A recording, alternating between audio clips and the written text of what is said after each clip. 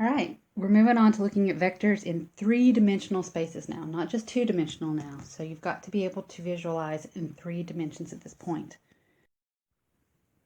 So we're going to look at graphing it first in 3 dimensions. We're going to get ordered triplets now.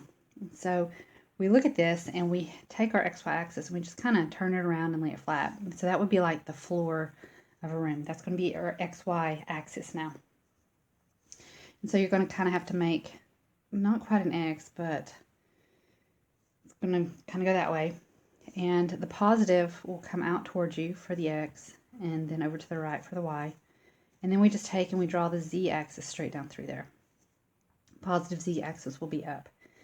And so the Z axis would be like the walls of the room.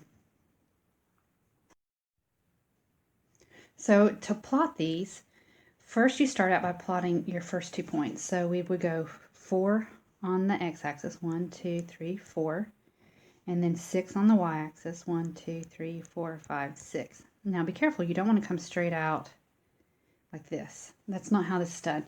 You're going to make a parallelogram. Because the x-axis is slanted, you've got to stay parallel with that when you come out from the y-axis, and then you put a point there, and then you go straight up or down to be parallel to the z-axis to your third point. So up 2, 1, 2. And so when you look at that, it doesn't sit right on any axis. And you've got to be able to kind of visualize it being a box, really, because this went up 2, 1, 2, 1, 2 here, 2 back over there, and then it would make a box if you connected it. But it's not, okay? You just want to keep it in that way. So you're plotting 3-dimensional points on a 2-dimensional surface, which takes a little bit of getting used to. So plot -2, we go back 2, over to 4, 1, 2, 3, 4, staying where we're parallel, we'd start here, and then we go down 5. 1, 2, 3, 4, 5. And we plot.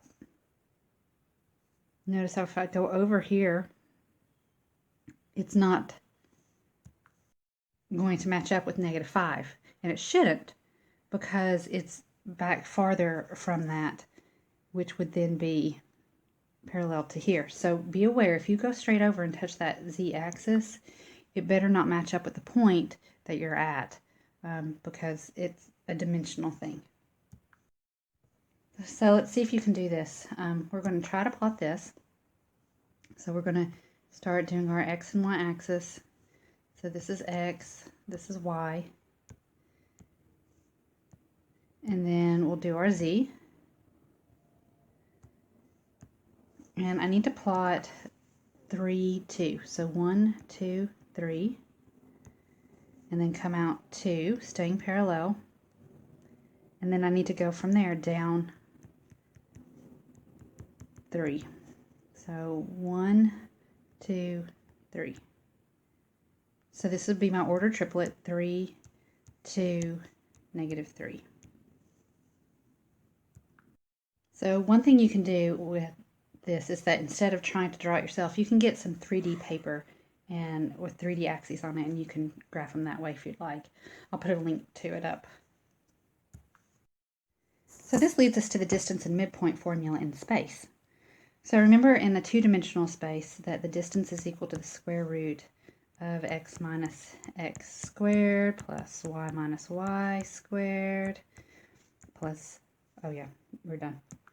It's just 2-dimensional. So 3-dimensional, we just continue on, plus, because we have a third coordinate, z minus z squared. So we just continue it. And that would give us the distance between 2 points. So which is really what leads us to on your, sometimes you'll see on the ACT, a box.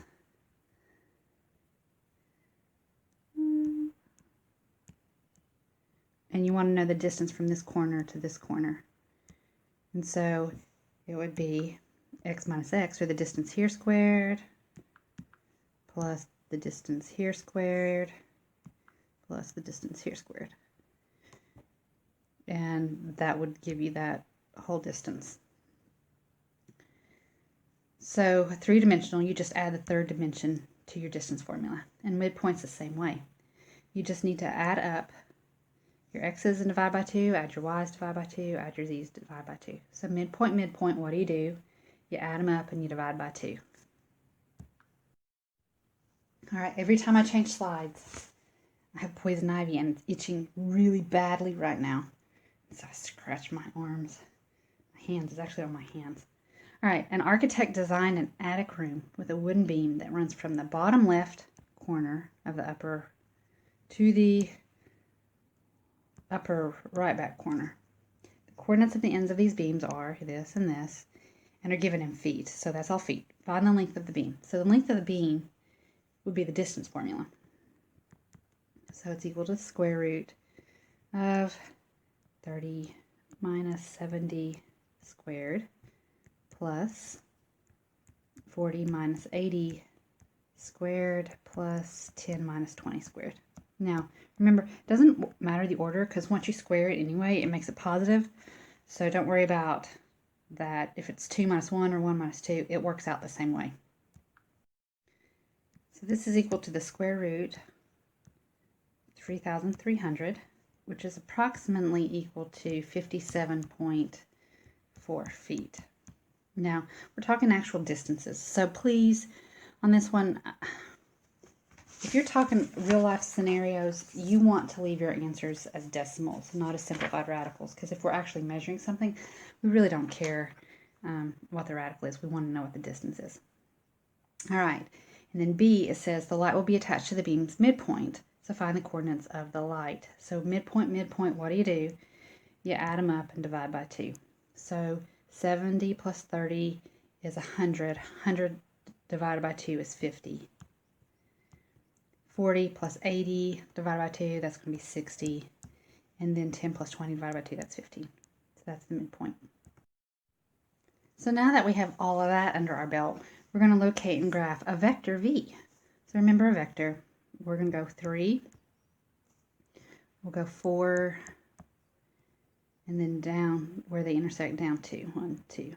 Now, a vector, remember, your starting point is on the origin, and your end point will point to that point exactly there, because it gives us magnitude and direction, but this time it's three-dimensional. Just so you know as well, we can write this vector this way, that it's equal to 3i plus 4j, and then the z part will be called a k, so negative 2k.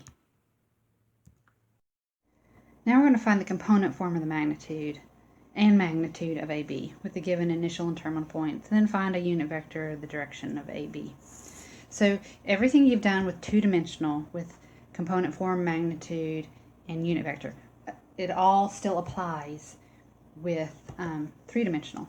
So component form, remember, it's AB, so our terminal point is B and our initial point is A.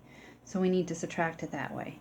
So a negative 1 minus a negative 2, that's going to be 1. 4 minus a negative 5, that will be a 9. And a negative 2 minus a negative 5, that's going to be a 3. So remember, for word component form, it is very specific the order that you have to subtract. It's always terminal minus initial. And then to find the magnitude of the vector AB, we'll just use the component form. We'll take the square root of 1 squared plus 9 squared plus 3 squared.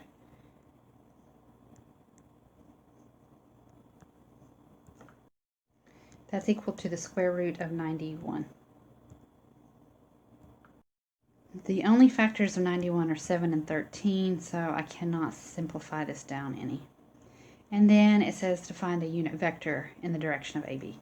So to find the unit vector, all we need to do is we need to take the original component form here and divide it by the magnitude, and making sure we simplify. So I just take that, 1 divided by the square root of 91, 9 divided by the square root of 91, and then 3 divided by the square root of 91. Don't forget to keep the square root sign on it. But no radicals in the denominator, please. So square root of 91 over 91, 9 square root of 91 over 91, and 3 square root of 91 over 91. So for the unit vector, all I did is that I took the component form of the vector and I divided it by the magnitude. And last but not least, I think I have one more slide, yeah. We're going to find each of the following, V, W, and Z. So 3V, so 3 times 1, 5, 2, minus W, negative 6, 3, negative 2. Oh, look, the end of that came off. And then minus Z, 0, 5, negative 1. So distributing in here, this will be a 3, a 15, and a 6. And then 3 minus a negative 6, 9 minus 0, so that's 9. And I wrote it down just because I don't have space. Typically I would just write this straight across. 15 minus 3, that's 12, minus 5, 7. 6 minus a negative 2, that would be 6, 7, 8, minus a negative 1, 9. And that is my answer for that one. So just like we've done before with 2 dimensionals. And then B, negative V, so a negative 1, a negative 5, a negative 2, plus 2 times W, so I'm going to go ahead and multiply by 2. Negative 12, 6, negative 4, and then plus 3Z, so I'm going to multiply by 3 here. 0, 15, negative 3. So now they're all addition, so no big deal here. So my answer becomes negative 13, 16, and negative 9. Alright, and so that was it. But just a recap of what you learned today. You learned about vectors in 3D space and how to graph them. So you graph the point in 3 dimension, and then you draw your vector from your origin to the point. You know the distance and midpoint formulas in 3D, and you know component form and unit vectors in 3D now, and operations with vectors in 3D. Alright, let me know if you have any questions.